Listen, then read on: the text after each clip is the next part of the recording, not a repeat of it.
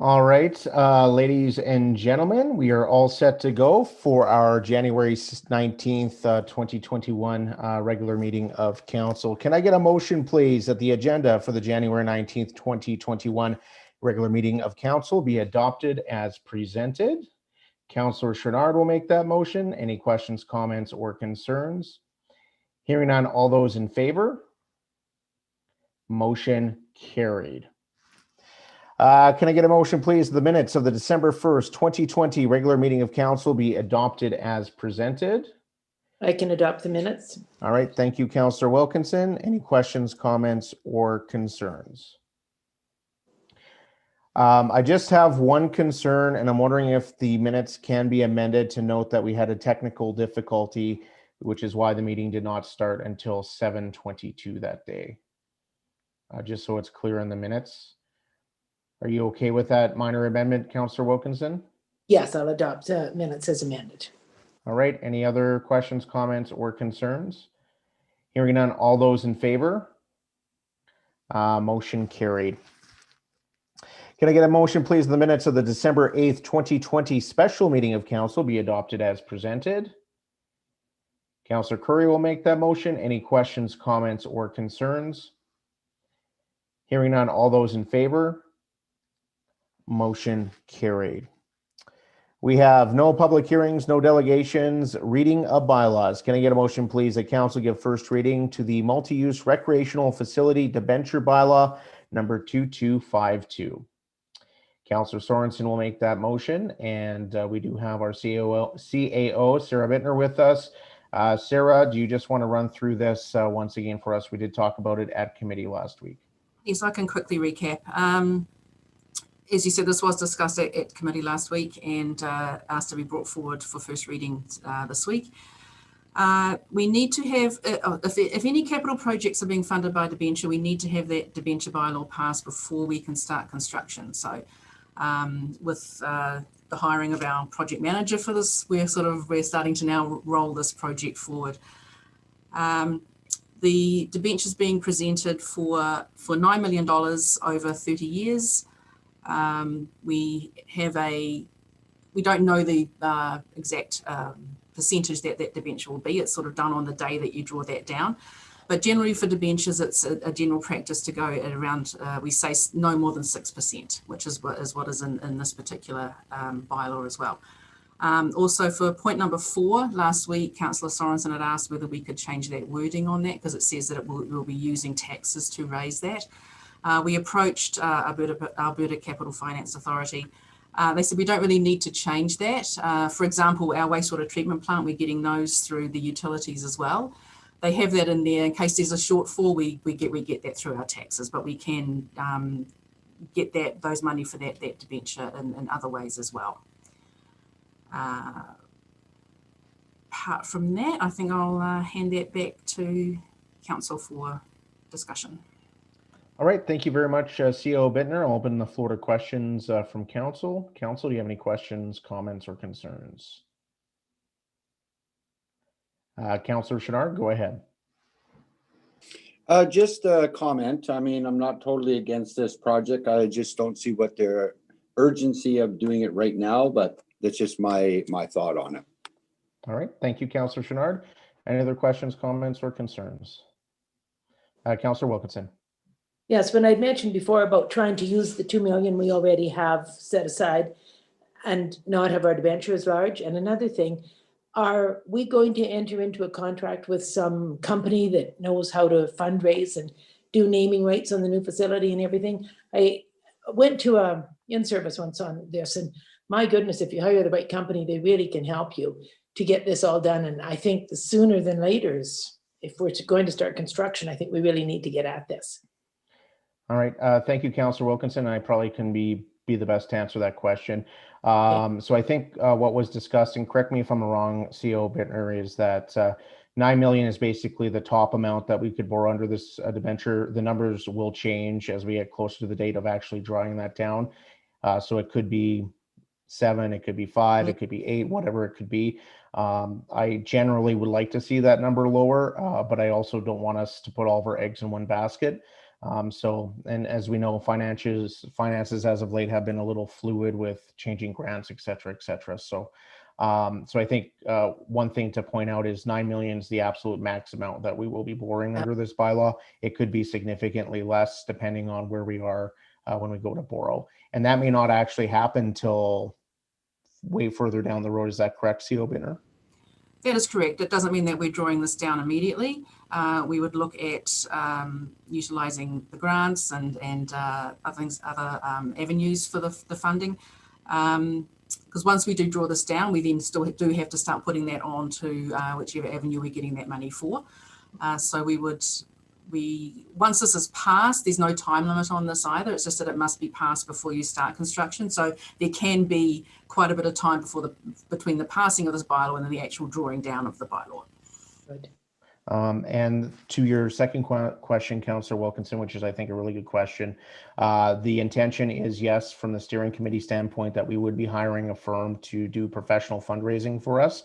But we felt the first step was to get a project manager in place to get starting the design of the building. Then once we know what the design looks like, it'll make it easier for us to develop a fundraising plan. But absolutely, I think it was actually unanimous at steering committee that is the direction we want to go. With a project of this size, there's many avenues to access outside grants from corporations, et cetera, et cetera, et cetera. Steering committee members, do you have any other comments on that I may have missed? No, okay. Any other questions, comments, or concerns? CO Bittner?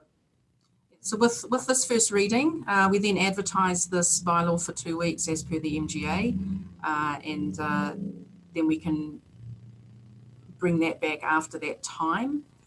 We have to give 15 days after the 2 weeks. There's all these timelines that we must follow for the MGA, but after those 15 days from the 2 weeks that we've advertised, I can then bring this back for second and third reading. Then another month after that before it's actually a valid bylaw. So it was the 2 or 3 month process we were talking about last week. Okay, Councillor Curry, go ahead. Through the chair to CO Bittner, can we just ensure with that advertising, like, are we allowed to add to the advertising beyond what's just in the bylaw, just so that the public understands that this amount is not the guaranteed amount? This is just the max, but the plan and hope is that we would be doing a smaller debenture. Through to Councillor Curry, the advertising that we have is fairly sort of standard that we have to put out there. Okay. I can look into that, but we are going to be starting the advertising of this tomorrow. I think with the 9 million, if it comes in less than that, I don't think there'd be many people upset Yeah. by that. But if we're doing the bylaw for the 9 million, then the advertising has to have the 9 million as well. Yeah. Okay, Councillor Byron. Thanks. Through the chair to council and maybe Ms. Bittner. I think with Councillor Curry's point, I think maybe just educating our residents on where the funding is coming from. The notes that we have in here within the bylaw, I think are great to show, we have savings saved for this. There's grant funding, Yale County's contributing, and kind of just reinforcing that information so people understand where the different financial components are coming from and who's paying for it. So I think that's a really important component, and I'm excited to move forward. All right. No other questions, comments, or concerns? Hearing none, all those in favor? Motion carried. Can I get a motion, please, that council appoint Alan Schramm as Director of Emergency Management for the town of Edson? Councillor Wilkinson will make that motion. And make the motion. Very pleased. so we do have Mr. Schramm with us. I don't know if he's going to accept or not accept, but he did the memo himself, so I'm assuming he's all in favor. It's kind of like when Sarah got appointed. A little bit like that. I'll speak for it a little bit first, so it's not just quite all Alan putting himself forward there. Yeah, so with Mr. Derricott leaving, he was our Director of Emergency Management, so we'd like council to appoint Alan Schramm. He's held this position in the past and is well qualified for this role. All right, thank you. Mr. Schramm, do you have anything you'd like to add? No, it's just I look forward to the opportunity to take this role once again, leading our emergency management program. There's a lot of work to be done, and I think as our group moves forward through COVID, we're really looking for the challenges of doing it. So, All right. Thank you. And I can't think of a more qualified individual and organization to take this on, and appreciate you taking on that role, Mr. Schramm. Is there any other questions, comments, or concerns? All those in favor? Motion carried. Congratulations, Al. You've got a few new duties over the last few weeks. Can I get a motion, please? Council amend Schedule A, Appendix C of the Fees, Rates, and Charges Bylaw number 2214 as presented. Councillor Byron will make that motion. CO Bittner, go ahead. Yes, it's me again. With the budget that was passed, there were a few increases to some of the utility fees that are listed on that schedule and appendix. With the bills going out at the end of January, we need to at least have this part of the fees and schedule bylaw amended and approved. There are other fees on that bylaw, obviously, that you'll see as you're going through, but we will be reviewing those and bringing those back at a later date. This was just to make sure that we could get those utility fees upgraded for the bills at the end of January. All right. Thank you, CO Bittner. Any questions, comments, or concerns? Councillor Sorensen, go ahead. Thank you. Through the chair to Ms. Bittner. I know the asset management plan needs us to increase utilities by 2 to 4%, I believe, just to keep up with our assets. But can you explain, you probably explained it before, I just can't remember why we're increasing by 9%. Thank you. Right. I'm trying to remember off the top of my head now. I believe the water amount for the AMP is 2, and for the sewer it's 4. But the other increases are also just general operational increases to keep it user pays for these items. So as we went through our budget, we looked at the increase in just your normal operations, as well as the 2 and the 4% for the increase in the AMP. And we also did add as instructed, the stormwater management fee of $2 per bill as well. So we're going to be collecting that from the utilities, but that came off the taxation. So it's one of those ones that switched in and out. So basically what we have here covers us for our AMP, for water and sewer, and also for the operational increase for 2021. Thank you, CO Bittner. Go ahead, Councillor Curry. Through the chair, CO Bittner, can you just remind us, because I know we talked about this in budget, what our timelines were to getting to user pay for most things? Like I know in a few of these, and maybe that's, sorry, putting you on the spot, that we were trying to get to a point where it is user pay. Certainly, yes. For sewer, we basically are there, because once we had the wastewater treatment plant come online, we amended those fees at that stage. So sewer for operational and for the money going to the AMP. The recycling is user pays this year. We had a little bit of subsidy last year, but this year we've made it user pay. The garbage is fully user pay. It covers the contract that we have with our garbage collection people. The stormwater management was a new one that came in. We're wanting to just track some of those costs for that stormwater and get some revenue to offset that. The water itself, this is one of those areas where it's actually subsidizing taxes. It's one of those areas where we're going to be slowly moving money into reserves to try and get that more even, so that it's sort of at a zero basis user pays situation.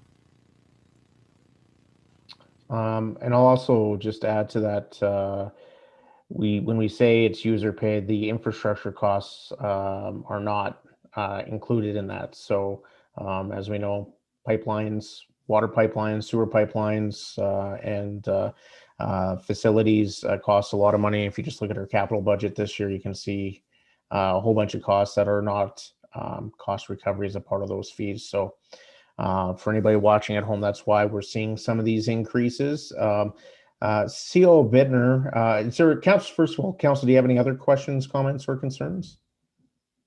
Councillor Byer? Thanks. Through the chair to Ms. Bittner. I know we're not going over all the different rates within the bylaw. One thing that caught my eye though was on our penalty charge on our utility bills. It says the penalty charge for utility bill remaining unpaid 15 days following the mailing date.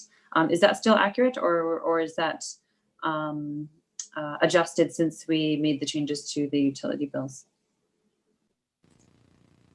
Through to Councillor Byer, that is a very good question. I shall double check on that and let you know. Off the top of my head, I can't quite get those exact dates that we do that now, so I'll just double check with my team and I can get back to you on that.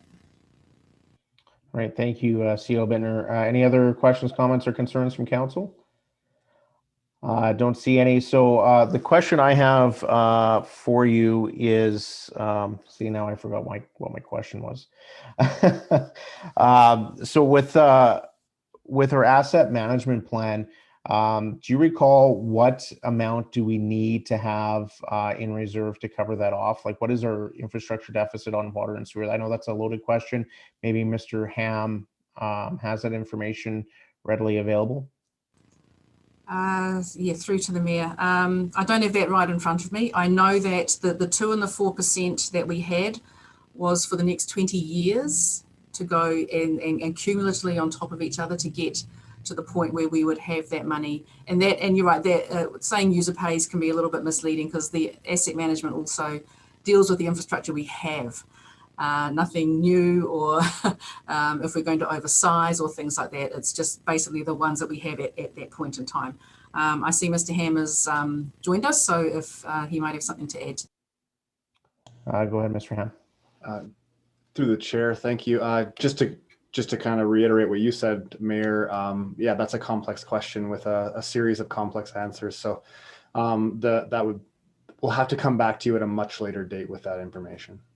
Okay, thank you. And just generally though, when it comes to our asset management plan, we are failing in the financial side of things in almost all categories. So that's why this is really important that we implement this plan. I know nobody wants to see their fees increased, but everybody wants to have running water and sewer systems. So, and this year we did see major infrastructure failure with our outflow sewer pipes. So I think it just speaks to how important it is that we do have that financial capacity. The other question I had to you, CO Bittner, is what are comparisons to other municipalities on utility rates as of last year? Are we going to get an update on that as we get closer to finalizing budget in the spring? Through to the Mayor, I can certainly get that for you. Yes, at this point we haven't done that determination yet, but I can certainly get the team onto getting that information for us and bringing it forward. Okay, thank you, CO Bittner. Any other questions, comments, or concerns? Hearing none, all those in favor? Motion carried. We have no information items, no sundry items. Council committee reports. We are going to go back a ways. Our last regular council meeting was on December the 8th. So we'll go back to then. So I'm going to start with Councillor Chenard today. Okay, that's what happens. You sit in the important chair. Okay, going back to them, I had a PAC Zoom meeting on December 14th, and then we had the special meeting on 8th. I don't know if that counts or not, and that's it for my report, or the committee of the wholes, but I can't find it on my calendar. All right, thank you. Councillor Wilkinson. Oh, well, January, prior to that, sorry, all of January prior to the Evergreens Foundation, we've been working with a group that are doing a 360 evaluation on our CIO. It's now complete, and we're just going to set up a meeting to present it to our CIO. So really, it was a great process. It was very time consuming, but certainly worthwhile. January 12th, I believe, was a COW meeting. On the 14th, I don't know if this is part and parcel, but you and I did go and listen to Doug Griffiths, and I think for our municipality, he gave great ideas. I'd love to see us skating on the pond by the museum and having picnics, and for $100, did he say? Picnic baskets out with hot chocolate or something. On the 14th, we also met with Living Water School Division, and earlier today we had the emergency management meeting. And I just at this time would like to thank our CAO for having all the information. It's been a very enjoyable meeting. Thank you. All right, thank you. Councillor Curry. I also had the Cal meeting on January 12th, and then on January 14th, also the meeting with Living Waters Catholic School Division, and then the emergency management meeting today on the 19th. All right, thank you. Councillor Sorensen. All right, thank you. January 4th, I had a youth council meeting, and we had a presentation from Erica Snook-Pennings from the Edson Friendship Center. She presented on the new shelter pod program at the recycling depot. So it was a good presentation. The youth had a lot of excellent questions, and it was a very engaging meeting. January 12th, I had the committee of the whole meeting. January 14th, the Living Water School Division meeting. And then earlier today, the Emergency Management Advisory Committee meeting. Thank you. All right, Councillor Byer. Thanks. On December 8th, I had the special council meeting, and then December 28th, a library policy committee meeting. January 12th, the committee of the whole. January 14th, a meeting with the Living Waters School Board. And earlier today, January 19th, the Emergency Management Advisory Committee meeting. All right, thank you, Councillor Byer. There's a meeting that you all forgot on December the 8th, and that was a CAO exit interview that we all participated in, which I thought was a really good meeting to learn about some things, and as we go through the CAO recruitment process. December 9th, regional mayors of Jasper, Hinton, Edson, Yellowhead County met with Doug Griffiths to talk about economic development and building communities. December 17th, had a meeting with MLA Long. January 4th, along with Councillor Sorensen and Councillor Wilkinson, we did have that youth council meeting, which it was really enjoyable. They have so many great questions, and really heartened to hear their questions and their thoughts. And we asked, I think Councillor Sorensen asked a question, what they thought about COVID response and the closure of the outdoor rinks and some of the controversy around that. It was an interesting perspective from them. So January 12th, Cal meeting. January 14th, participated in the Hinton Business Support Network's Doug Griffiths presentation. Was really interesting as well. And then after that, we had our meeting with Living Waters, and then today, the Emergency Management Advisory Committee of Council. And that is my report. We'll move on now to financial. Can I get a motion, please, that Council accept the December 2020 quarterly report as information? Councillor Chouinard will make that motion, and we have CO Bittner to present this. I know she worked all weekend getting this information together for us with year end going on. So thank you, Ms. Bittner. Go ahead. Yeah, I do apologize for the lateness of you receiving this report. Yeah, it's the last quarterly report for 2020 with our emergency budget and COVID year and everything that went on. So you'll notice in the actual report, I did it slightly differently, where we're looking at the blue lines, which are the sort of departmental overall budgeting. I allowed a little more leeway between some of the sort of line by line items, so long as they kept an eye on those bottom lines. As you can see, they've actually did very good. The managers and the general managers really did keep very well within their budgets there. The full expenses, the revenue side was a little bit different. It was just a lot of our budgeting for the revenues had to be sort of the best guesses we could have for a COVID year. So there were a couple of items there that I've mentioned. The water and sewer revenues were down. I'm thinking that could be linked to the mandated business closures and therefore the hotels being less water used and things like that. So that, I think, would have had an effect on our water and sewer budget amounts. The fines and the licenses and permits We did do a conservative estimate because we knew that that provincial portion of those fines was going to be increased by, I think it was around 13 or 14%. They were taking more money from the province instead of us receiving that. So our budget was very conservative on that. So that's why that actually came in a little bit over. So on the expense side, the sewer one, I think, is the one I really would like to touch on. We did have that sewer outflow pipe break that was not expected and was very expensive for pumping and everything throughout the months that it was down. So there is a line item within the sewer that is around $532,000 is what it cost us to cover those expenses. They are unbudgeted, but necessary due to the emergency situation that occurred. I believe now there is a temporary fix in place. If I'm incorrect, I'll see Mr. Ham's face appear. But I believe we now have that under control. We're waiting for some final design things for the construction of the repair of that pipe. So that, as I say, that's $530,000 of unexpected expense that was in there. So if we look down at the actual report, you can see that we, at the very bottom there,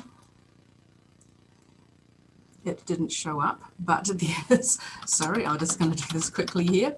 We have about a $700,000 deficit at the end of the year.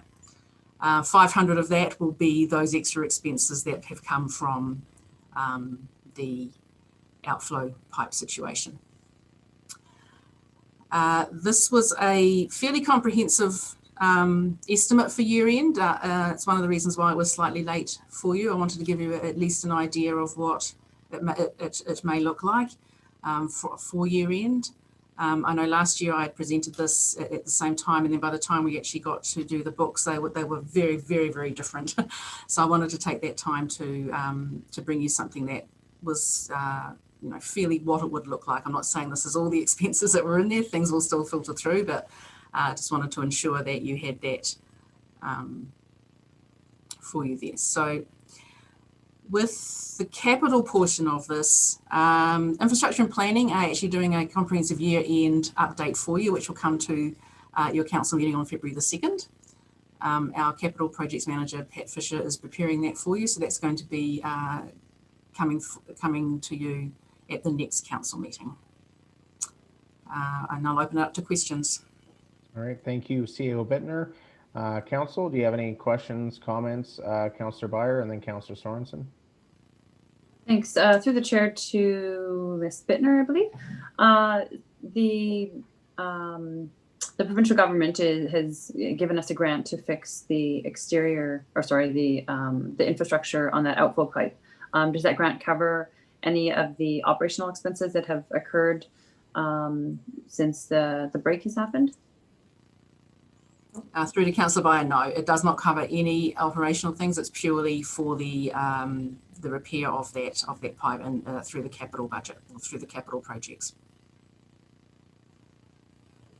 All right, thank you, Councillor Beyer. Councillor Sorensen.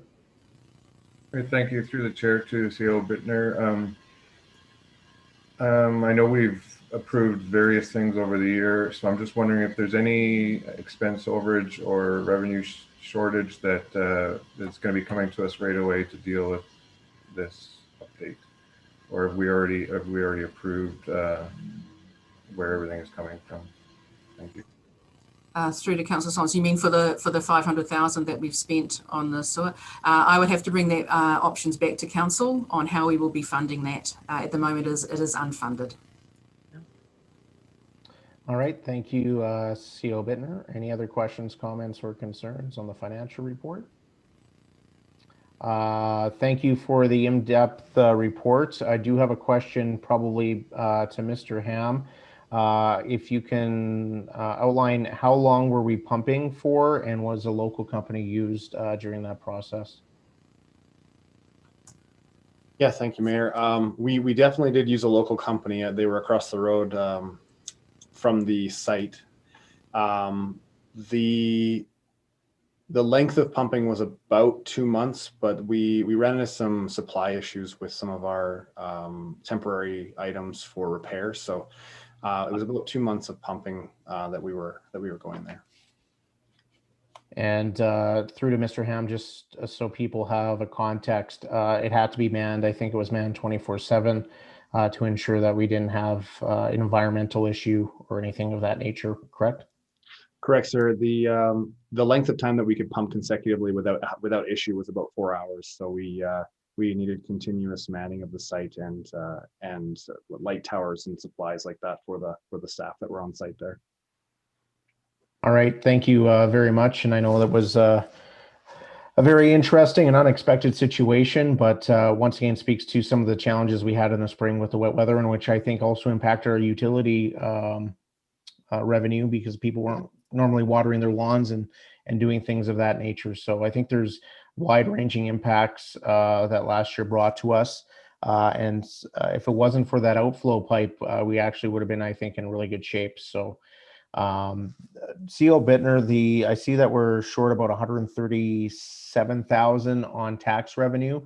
Any indication where that's why we're short on that? Or was it just an overestimate based on what we thought we were going to receive this year? Through to the Mayor. I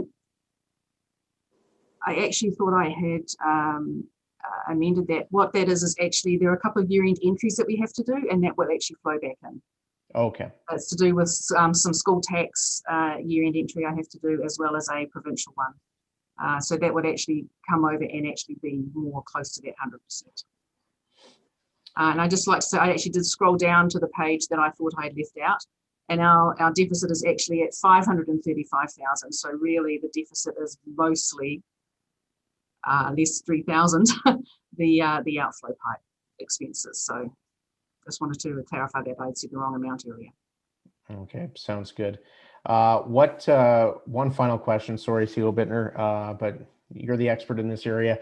What do we have in our contingency reserve accounts and our tax stabilization funds? Okay, so 1 moment. So for the COVID recovery, I think it's between around 600,000 and 700,000. I'll have to do some year-end entries for that too, just to clarify. Our tax stabilization fund will be at 220,000 at the end of 2020. Okay. And what was the other one? Just contingency or operational contingency that we could pull from in order to cover the deficit. Oh, that's the one we actually renamed that as the tax stabilization fund. So that's actually one and the same now. Okay. All right, thank you very much. Council, any other questions, comments, or concerns? All right, thank you very much, CO Bittner. For that, I'll call the question. All those in favor? Motion carried. Questions from media and public regarding items from this council meeting. Ms. Parsons, do you have any correspondence? I did not receive any questions in advance. No. All right, thank you. Anybody that have questions regarding this council meeting can email civiccenter@edson.ca, and we'll be happy to respond with any information that you may request. On that note, council, thank you very much for taking the time, and I will take a motion for adjournment. Councillor Chenard, all those in favor? Motion carried. Have a good night. Thanks, everyone. Night. Good night.